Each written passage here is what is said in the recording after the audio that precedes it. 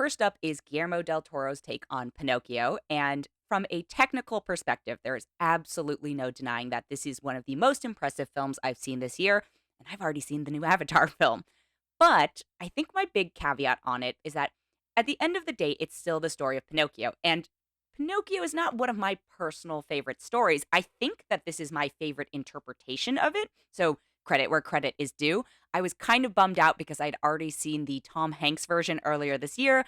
And had I not, I actually think I would have had a better time at this because that one was just so shot for shot cookie cutter the version that Disney had made. Whereas this version, Guillermo's version, is, and I will say supposedly because I've not actually read the source material, but it is supposedly much closer to the original story. And I did find it more interesting in that sense. It's set against the backdrop of fascist Italy, basically. And so there's a bunch of storylines that start to involve that, but I don't know if they always resolve in a way where I'm like, I don't quite know why you included this, aside from, we got a couple scenes out of it, but it doesn't necessarily feel like it drives the overall plot in a way that would have differentiated it even more than the Disney version. But like I said, from a technical standpoint, I'm truly in awe of this film. Stop motion takes forever, and the artistry is there. You can tell that they care about every single little shot. The music is super impressive. This is also a musical. I will note that there is definitely music in this one. I think the one thing is, the character of Pinocchio in this feels more frenetic. And again, maybe that is absolutely true to the source material. But as a byproduct of it, as an adult who doesn't have children and doesn't deal with children on a daily basis, sometimes it can be a tiny bit grating in its maybe authenticity at capturing what a naive wooden boy would be like entering into this world.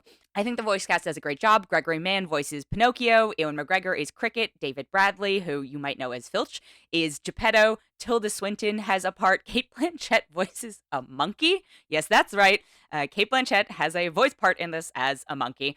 You've also got Finn Wolfhard, Christoph Waltz, John Turturro, Ron Perlman, Tim Blake Nelson, Gorman. It's basically Guillermo del Toro's cast of regular characters. And I had a decent time watching it, but I also will acknowledge that I watched it at the premiere, and you tend to have a better time and you're just excited and the adrenaline. But I also, Guillermo has been a really great advocate for animation is a medium, not a genre. And I am totally aligned and of that school, but at the same time, now it feels like we're trying a little too hard on that front. Either way, I think because this is out on Netflix at this point, there is no reason not to watch it if you are interested in it. If you are a squeaky clean Disney blah, blah, blah person, yeah, this is going to be very different, but it's not so different and off-putting or whatever it is and dark. And, Guillermo can be very, very dark. This is not that. It is the darker version of it, but it is still relatively family-friendly. Again, it is beautifully done. The music is really, really good, except, well, again, I don't want to say except for the songs with Pinocchio singing because they are well done and they do what they need to do within the story. It's just the point. Some of them I find annoying because that's what they're supposed to be within the story. But overall, I think if you are remotely interested, it's absolutely worth checking out. I'm actually going to give it a 3.7 out of 5 because I was more moved than I thought it would be, even having seen a version of Pinocchio, a story I'm not that warm on, earlier this year. The other film I have this week is called Empire of Light, which I feel like I saw exactly zero marketing for, which is very odd because it is absolutely the type of film that would be marketed to me because it is a Oscar bait film. It's got Olivia Colman, Colin Firth, Toby Jones.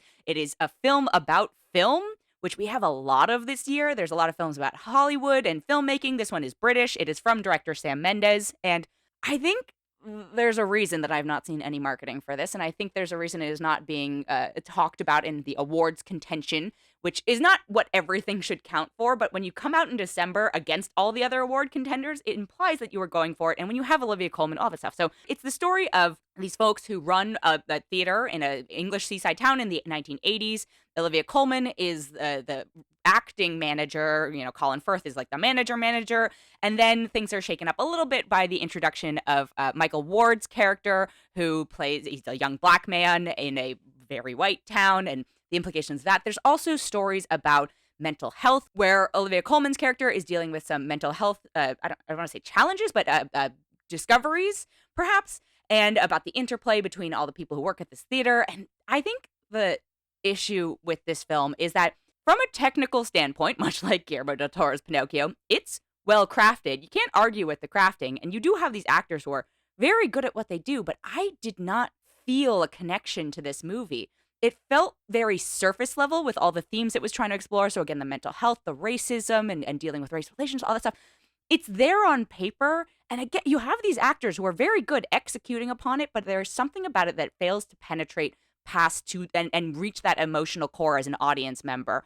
I just felt like the whole time I was floating through and like skimming by and being like, yes, this should be a really pivotal scene, but I don't feel any sense of tension during it. I think especially there's a couple of conflicts that have to do with the race related storyline, and it did not convey to me the absolute abject terror and tension you feel when you are a person of color being confronted by basically racists, which is something that unfortunately, like, I have experienced firsthand. I know most people of color, unfortunately, do have experience with this. And this film does not capture it in a way that I was like, yes, seeing this circumstance play out, I am scared for this character, but I did not feel that like pit of my stomach drop, absolute abject terror that I feel that when I'm actually confronted with those situations. So, it's not a fun thing to feel, but I do think that, possibly as a byproduct of Sam Mendes not having experienced that firsthand and being the writer director, like, he wasn't able to translate it onto screen successfully. Same possibly goes for the power dynamics of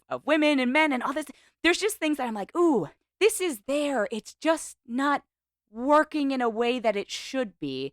And it just sort of cobbles along and weaves back and forth, but I never once really felt that much of an emotional connection to any of these characters, which is a bummer because the elements are there. I wanted to like it. And then, its admiration for the cinema, which is, I think, is the big thing about it, is it's there in words. It's a show me, don't tell me, but they tell me, they don't show me. And that's kind of cardinal rule of filmmaking, it feels like. So Empire of Light, I'm only going to give a 2.7 out of 5.